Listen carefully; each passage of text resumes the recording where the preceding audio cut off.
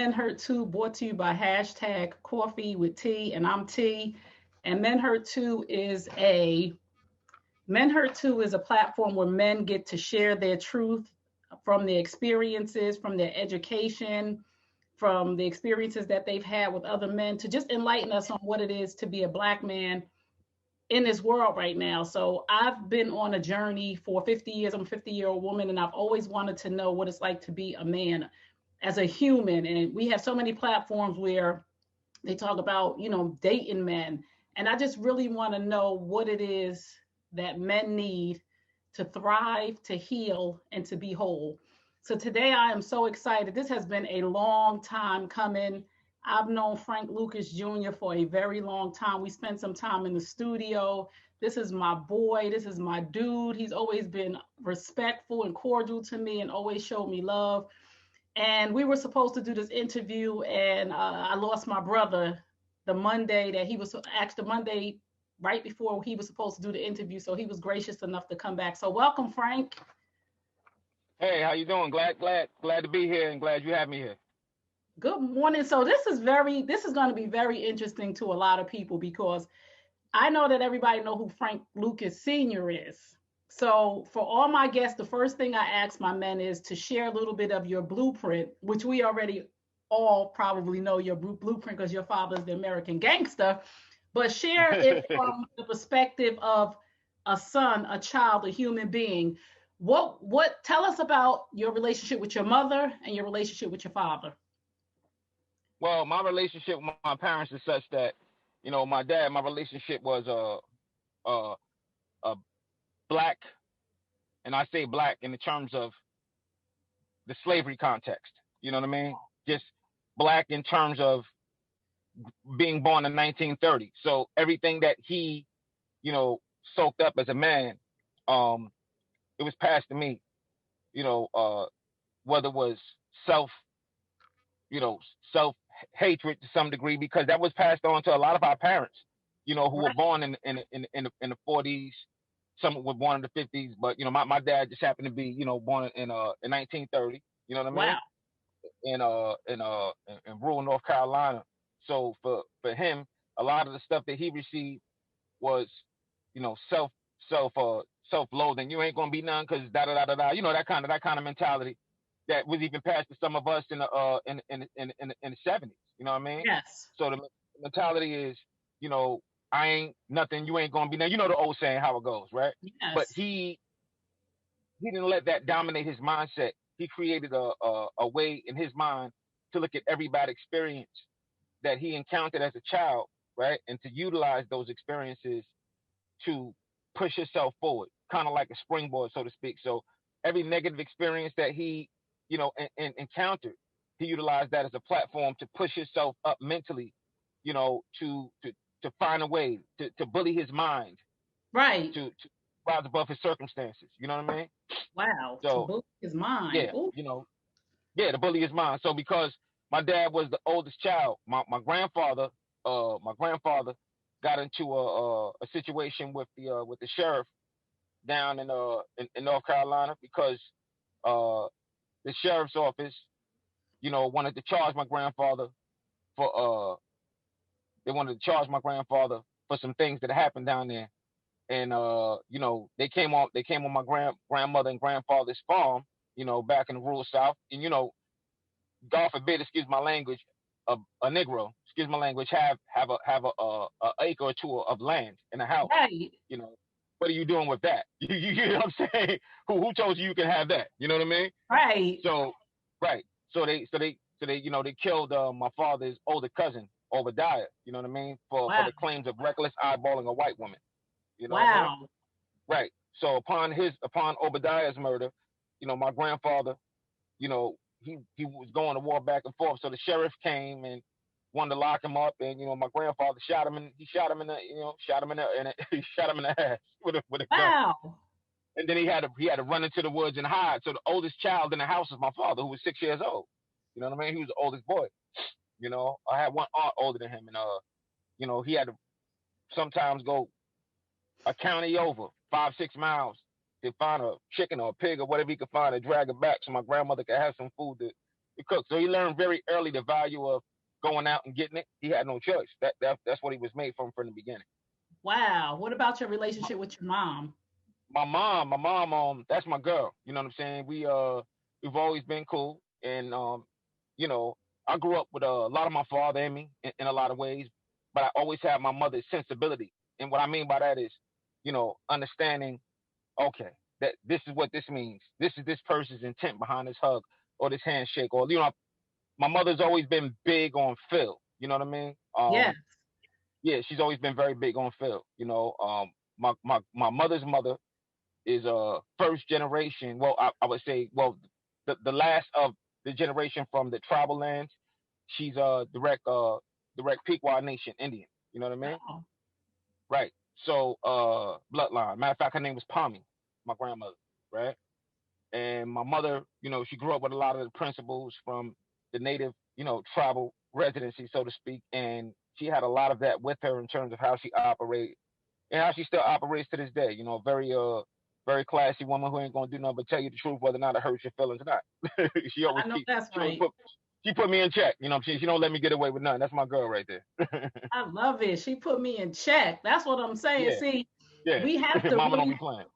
right, and I want every mother to listen because we have some things going on in this world with men as humans and being treated a certain way because they have some issues with their moms.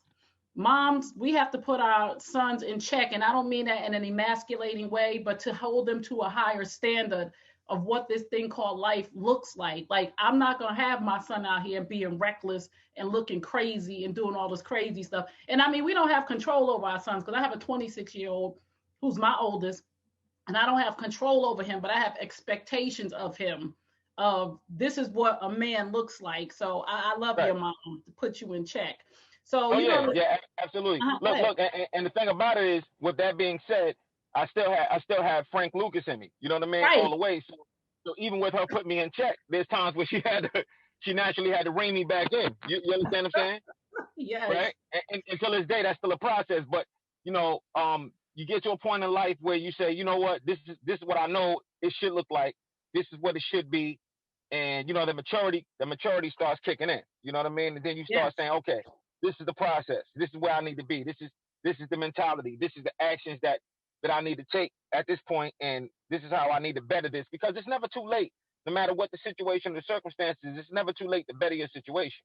It's never too Right. late to make things better. You know what I mean? You know, Yes. when you're dead, then it's too late. You know what I mean? As long as you're alive, right? And you've done something effectively to plant the seed for the next generation, then it's never too late because even when you're gone, they're still here to carry it on. And each generation, naturally, from a maturity standpoint, in terms of how we operate, each generation should be progressive. You know what I Yes. mean? Right. Yes. If you Which is just why, tune which is why I'm looking at everything now like, whoa, what the hell is going on out here? I know that's right, because there's some craziness going on. If you just tuned in, you tuned into the series Men Hurt Too, and I'm here with Frank Lucas Jr. Yes, that Frank Lucas Jr. In case you're like, I know Frank Lucas from American Gangster, because I know, do people give you that sometimes? Like, oh, your name is Frank Lucas. Do you know about the American Gangster? Do you get that sometimes? Because it's hard to believe that, from seeing the movie. Right. So give us a flip on the movie to real life.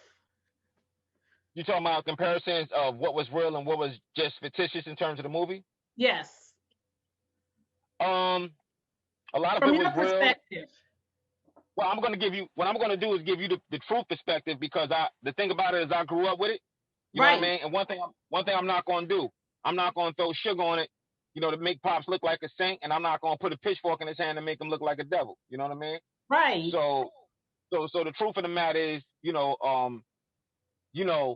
uh, in terms of the film, I guess I would need to know exactly what you wanted to know, but put like this, the story was much bigger than what they made the movie out to be, and one thing about it is I tell people all the time, I don't say that to glorify it. I say it just to set the record straight because a lot of people, and I have to do that because a lot of people go out of their way to try to make it look like something else. So it's up to me, being that I know the facts and I've lived with the situation.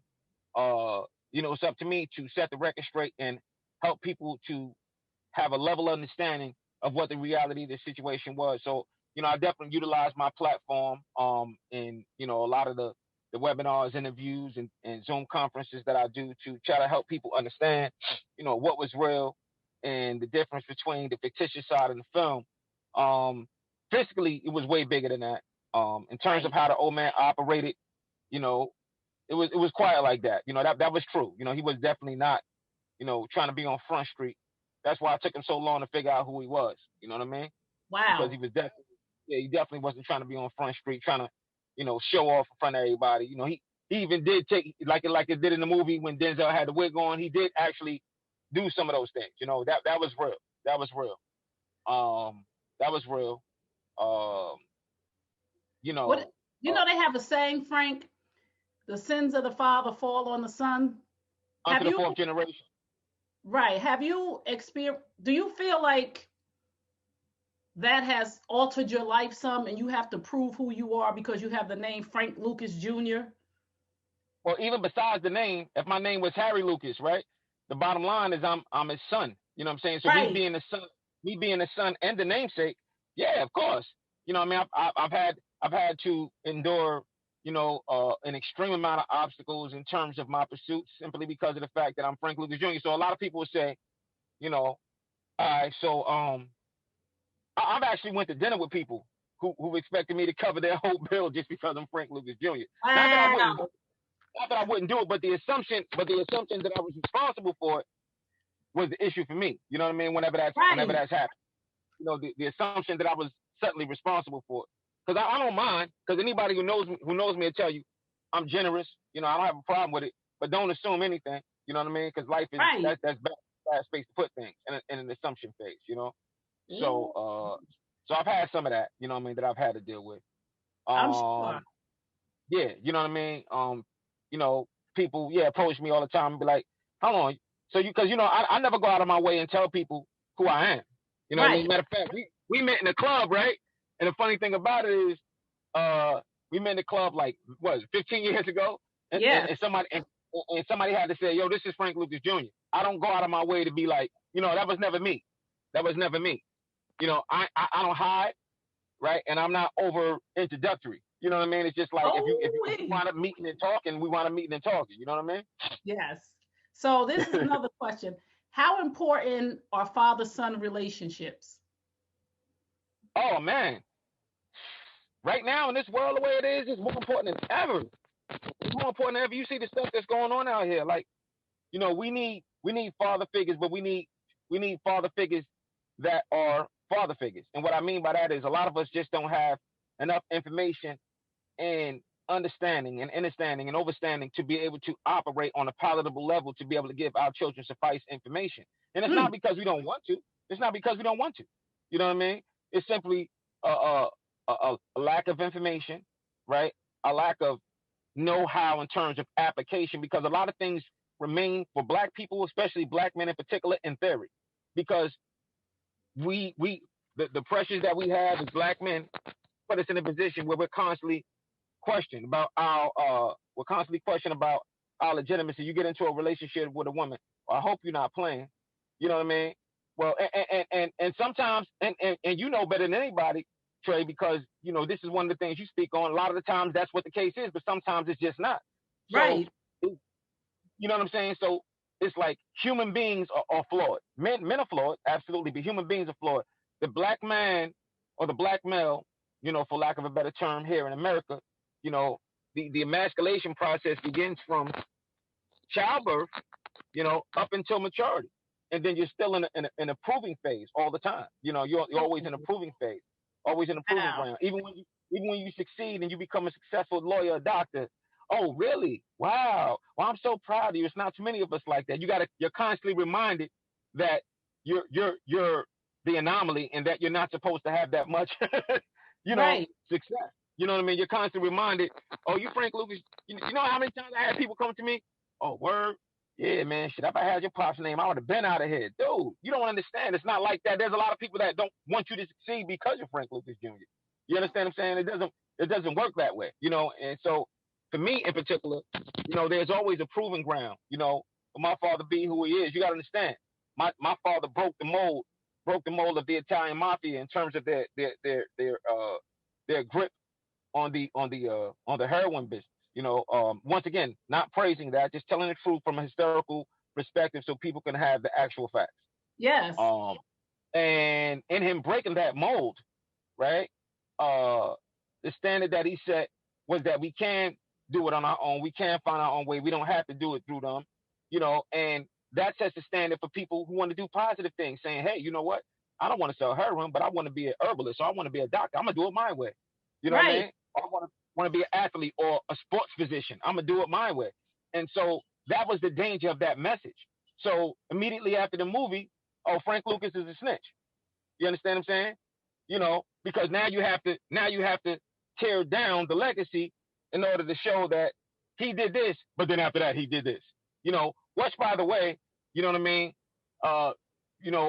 In the documentary that we have coming out next year, called Kingpin and Snitch, it's gonna dramatically, put things in perspective as to that theory as well. You know what I mean? I mean, Right. what are people going to say when they find out? What are people going to say when they find out that Frank Lucas, was testified against by 50 people before he ever took a date, before he ever took a day in court? Wow. Really? Right. So was he snitched? Or was he snitched? Was he a snitch, or did he get snitched on? You know what I Oh, mean? Right. Now check it. Here's the thing. July 28th, 1975, the police come to Teaneck, New Jersey, to one of his residences to arrest him. Right. Okay. And when they came to his residence, right, they arrested him. If I'm a snitch, I don't get arrested. Snitches don't get locked up. They stay out so they can keep telling on people. right. Right. Right. Exactly. Yeah. So like I said, we're gonna dig into that in the documentary, and I'm gonna break it down. And you know what it is? Like let's say Tide is the popular soap, the Right. dishwashing soap. Tide or Palmolive. Palmolive is tops. Palmolive gets the dish squeaky clean. I don't like to eat on a dirty place, right? Right. So let's say Palmolive is the top, right? Then all the other brands are gonna come out and go 50% better than Palmolive, right? So when this one or that one is coming out with something, or they're trying to do a project, and I'm talking about other guys who are either around during or after the old man, in particular after, because the ones who was around during know better, but the ones who are after, they have a lot of things to say about somebody they don't even know or the situation. And what happens is that the burden of that is left with me. But it's not a burden. It's only a burden if you don't have the information that you need to dispel a myth. Wow. You Right? better talk, Frank. Listen, I'm just saying, listen, if you just tuned in, you're tuned into Men Hurt Too, the series where we bring men on to share their truth. And today we are blessed and fortunate to have Frank Lucas Jr. sharing his truth from growing up with those of us who know Frank Lucas, the American gangster.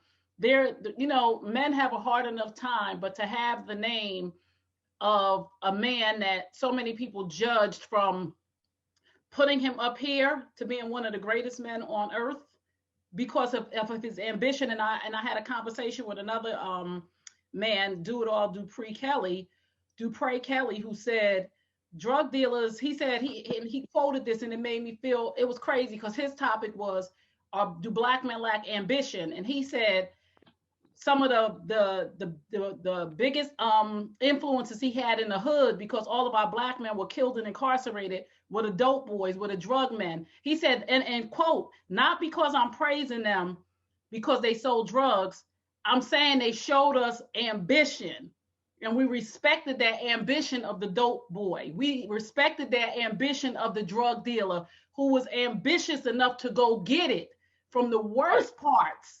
The playing field wasn't level. So your dad came from the country and said, oh, I need to make this happen for myself and for my family. So he was a mastermind, right? Because in order to do what he did, I mean, I'll put it to you like this. Here's something else that's more controversial, right? That just helps shed light on the situation, right?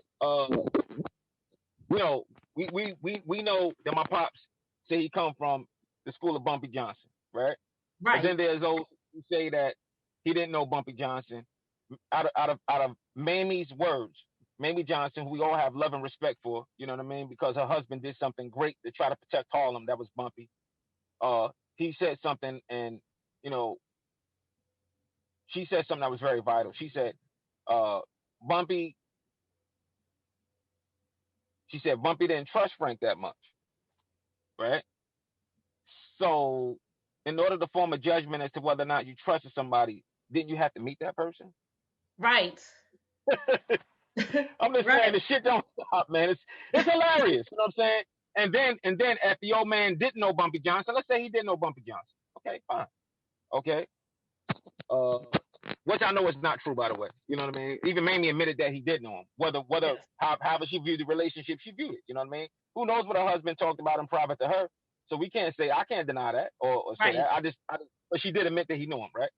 So with that being said, okay, he knew Frank Lucas, okay, or Frank Lucas knew Bumpy Johnson, rather. Let's say that. If you want to say he didn't, that's fine. It doesn't stop the fact that Joe Lewis took the witness stand for my father on his trial. You understand what I'm saying? So it was more than one. It was more than one great figure, in his existence. Uh, I will tell you this: if it wasn't for Bumpy, the old man probably wouldn't be alive now because when he was 16 years old, he had 5 contracts on his head. Wow. Yeah, because he's robbing all the dice games. He's running up in all the dice games and the pool games, and he's robbing those guys. You How know do what I mean? you, just to hear you say he had 5 hits on his head, right? Uh huh. Because this for right now we having this conversation. This is real about the American gangs. Like this is real life. Like you see the movie and you hear this stuff about even brothers in the streets right now.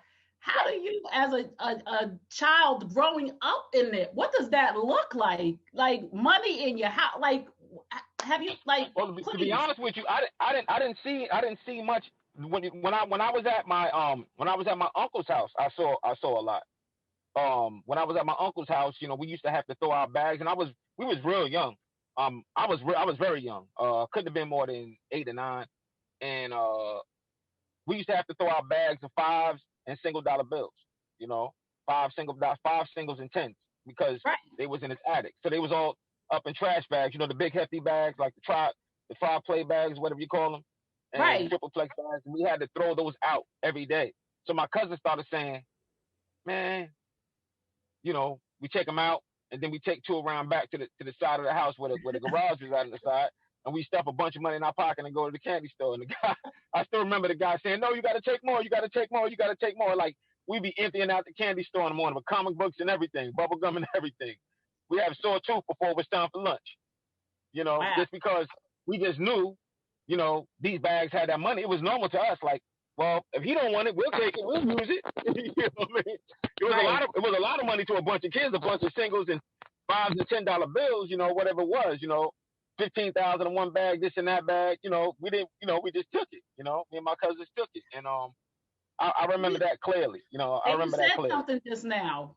See, Mhm. we judge people based on what we think normal is, right? Right. We judge people based on our experiences of normal. It's not normal for me to hear somebody say, we threw out bags of money, it was $15,000, whatever. So I want people to have understanding and grace and mercy for each other to understand that your normal is not my normal. Like that for y'all, that was normal. We throwing out the bags of money.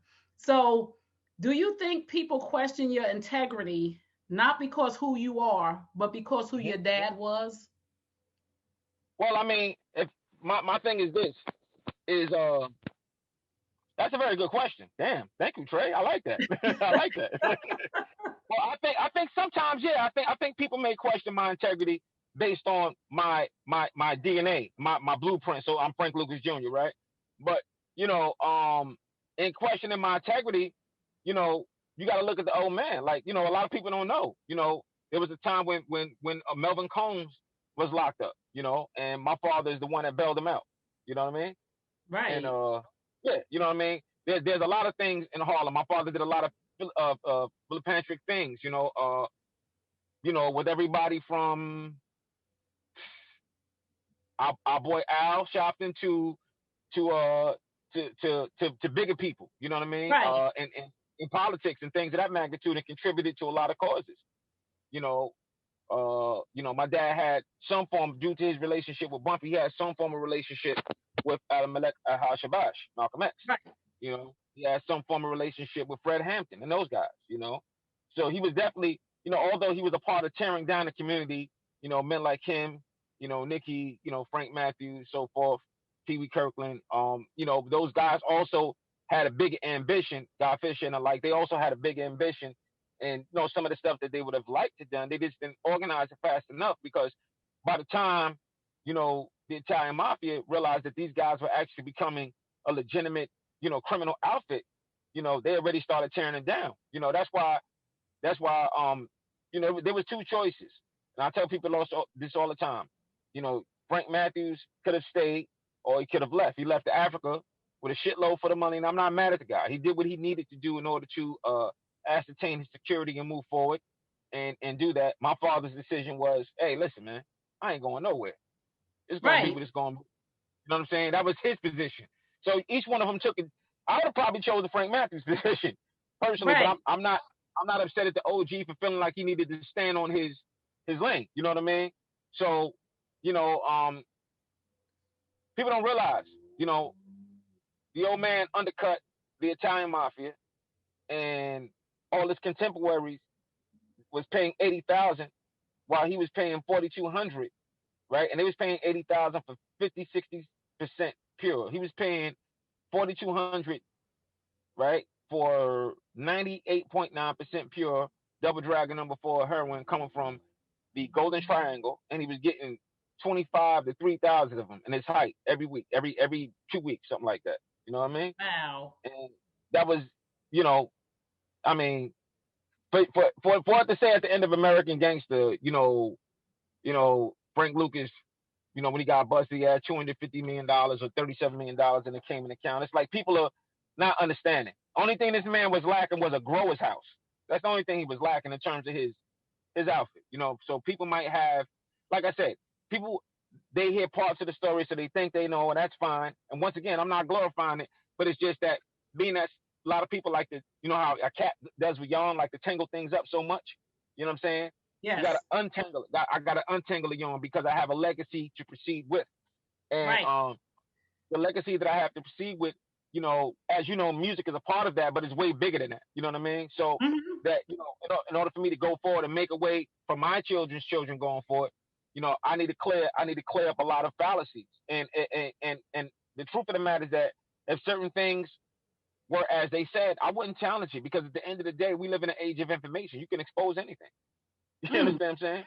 Yes. So I'm just giving facts. You know what I mean? And you know, yeah, there was a lot of things that transpired that were, back to your earlier question, that were truthful about the film, and a lot of things that were absolutely false. But just, I guess from a cinematic perspective, Ron Howard, Brian Grazer, and the guys over at Universal felt that they needed to move a certain way with it. I thought the movie would have been a whole lot better. One second. I felt like the movie would have been a whole lot better had Mike Lee done it, who was going to be the original director. And then I thought it would have been great also with Antoine Fuqua. We wound up, with Ridley Scott, and he did what he could, how he could envision it. Ridley Scott ain't from Harlem or Detroit or Philadelphia, in the streets, so he don't fully understand it. But I think overall, from the information that he had and what he was able to do, he did a great job cinematically. And of course, Denzel Washington can help anything, look great. Right. So yeah, from that perspective, it was a good film, but it was definitely a whole lot more, in terms of the actual information. What's one important lesson you learned from your father? One important lesson I learned from my dad. Hmm. Okay, so I'm gonna make that the most important lesson. And the Okay. most important lesson is to always not look at your strengths, but rather develop your weaknesses. Oh, You that, understand what that I'm saying? that's good. Right. So if my weakness is, let's just say, as an athlete, if going to your left is your weaknesses, that's what you work on more so. You know what I mean? You don't Hmm. work on your right hand because that's automatic. So what's the problem with that? That's not something you need to focus on because it's natural to you. But sometimes you need to work on your weaknesses so that way you can become, more thorough. In this life that we live in, everybody wants to be a podcaster. Everybody wants to be a rapper. Everybody wants to be a wrestler. Everybody wants to be an MMA fighter. Everybody wants to be a boxer. Everybody wants to be a journalist. Everybody wants to be a chef, a doctor, you know what I'm saying? So in order for you to become, bar none at what you do, you have to learn how to separate yourself from other people. And the only way that you can truly separate yourself is by being the best version of you. Whoa. What do you want people to know about you? Because as soon as people say here, oh, that's Frank Lucas Jr. I mean, because when I first met you, I didn't think nothing of it, but I did say, oh my goodness, that's Frank Lucas Jr. Like, oh my goodness, like, I wasn't afraid of you, but I know when people hear that name, they might be afraid, or they might think, oh, he's a drug dealer, or immediately when you hear the name, something comes to mind. I've Sometimes had good. that. I've met people and immediately got eye rolls or things of that nature, and then later on, people be like, "Yo, your pops went out such and such. That was my great uncle or something." And I'm like, "Oh, I didn't know." Like, but at the end of the day, in order to be a Nicky Barnes or a Frank Lucas, or Frank Matthews, you had to leave you had to leave no question that you was willing to do everything that was going to be required in order for people to know that they can't mess with you. You know what I'm saying? Mm, So in yes. those days, it wasn't no internet. It was okay. Everything was what we call nowadays on site. You On know, site, yeah. right, Yes, we got a right. lot of internet bullies. We So, do. yo, my God, Because we grew it's, up in it's a ridiculous. time where, like you said, we grew up in a time, even in school, and we're not glorifying violence, gangster, but we grew up in a time where it was true. If you Right, did something, somebody gonna walk up on you, and it ain't gonna be no talking. right, You're right. not, It you're wasn't not none of that. never gonna do that to me again, because I'm gonna Right, show you I'm about that right, life. So it's a lot of, right. you know, We gonna get rid of the question marks in one fell swoop. You know what I'm saying? right. That's what it was. Right. You know what I mean? Absolutely. You know what I mean? Get rid of the question marks in one fell swoop. Yeah. So so for me, yeah, that was the biggest lesson that the old man left me with. But he left a lot of subtle lessons with me. You know what I mean? Right. And as with the passing of him last year, a lot of those lessons are coming more and more into a brighter fruition now. Because a lot of things he said to me. He said, "Boy, as soon as I die, such and such and such and such." I was like, "No, it ain't, Pop. That ain't gonna happen, such and such." And as soon as he passed, I started seeing the buzzes and the vultures, and it's like, wow. I mean, everybody from, yeah, I don't want to get into it, but you can Right. imagine. You know what I mean? It's like, I wow, can. really, you too, you too, wow, really, you too. But it's a beautiful thing. It's a beautiful thing because, once again, right? I have this name. I am Frank Lucas, right? So if I Yeah. if I truly am the son of the guy that was the man, right? Then this should be a beautiful thing. There's nothing like coming back from everything. There's Mm. nothing. There's nothing. What greater story is there in life than coming back from all odds and everything against you? What greater story could you possibly have in life than that? You know what I'm saying? Yes, like this You this know, has been amazing. I'm gonna have to do a part two you because will. our time is almost up. But I love you so Okay. much, Frank Lucas Jr. You know we have I history. appreciate I appreciate you too, big sis, and I love you. I Absolutely. still, I still have the music that we did together. I gotta, I really gotta get that to you because we did some great stuff together in the It, studio. it's all it's all it's all it's all good, man. Tell D Rock I said let's get it in, man. I got some work for him. Let's All talk. right, we definitely gonna do that. So please tell everybody, listen, if you just tuned in, you're tuned into Men Hurt to the series, and we're here with Frank Lucas Jr., who just shared a lot of information of being the son of a gangster and how relationships with father and sons are so important. So we're gonna do a follow-up interview. So make sure y'all tune in when we do that. Just tell us where we can find you and what's coming up next for you. All right, y'all can find me at Frank Lucas G on Instagram and Frank Lucas AGC on Facebook, and what we got coming up soon. The top of the year around February. We got the Freshwater album coming out, and we'll be dropping some singles. Along the line right before the holidays coming up. Some stuff after that, and we got a lot of cinematic projects coming up because now that everything has fallen in the lap of Michael Corleone, it's my job to manage the brand. So we're gonna build a mobile area. Let's go, baby. That's where we at. Thank you so much. And just give the men who are listening, because this platform is based on the fact that men are human beings first. And I need people to understand that men hurt too, men have feelings, men want to be treated right. So just give a final word to the men who are listening right now. Men hurt too, and the thing about us is that we don't show it because we're always in a position where we're at a proving stand, especially for black men in particular, right? So the message that I have to give to all men, and especially men of color, as people say, for lack of a better terminology, is wake up every day, as if the light shines at all times, and just, no matter what, good, bad, or indifferent, always put your best foot forward and get the maximum out of what you can out of every 24-hour day. Even if that's 6 hours of focus, if that's the best you can do, you know, get the max out of that. What we don't want to do is we don't want to let our fears of different things, you know, swallow us up to the point that we can't operate, to the point that we become petrified in our actions. You can't be afraid to fail. Failure is a part of the system. Michael Jordan missed 9 game winning shots before he hit one against Craig Elo. So don't worry about it. Just go out there and do what you do. The odds is in your favor. If you don't make any action, then you'll never win nothing, and then you'll wonder what could have been. So I've been through a lot, and Trey knows how long I've been at what I'm doing. And at the end of the day, I'm rejuvenated. My skin looking good. I feel great, and I don't let nothing bother me, because at the end of the day, it is what it is. So you're gonna get up and you try. Life is an experience. And the people that's sitting there waiting for you to fail, at the end of the day, you can't worry about them, because they're not paying your light bills. They're not putting clothes on your back or your children's back. Focus on what you got to do. Don't worry about nothing. I love it. Thank you so much, Frank Lucas Jr. Thank you, everybody, for tuning in to Men Hurt Too. Remember what I tell you at the end of all my broadcasts. You deserve the best. Yes, I'm talking to you. You deserve the best. Now go get it. Peace and blessings. And remember Psalm 147:3. He heals the brokenhearted and binds up their wounds.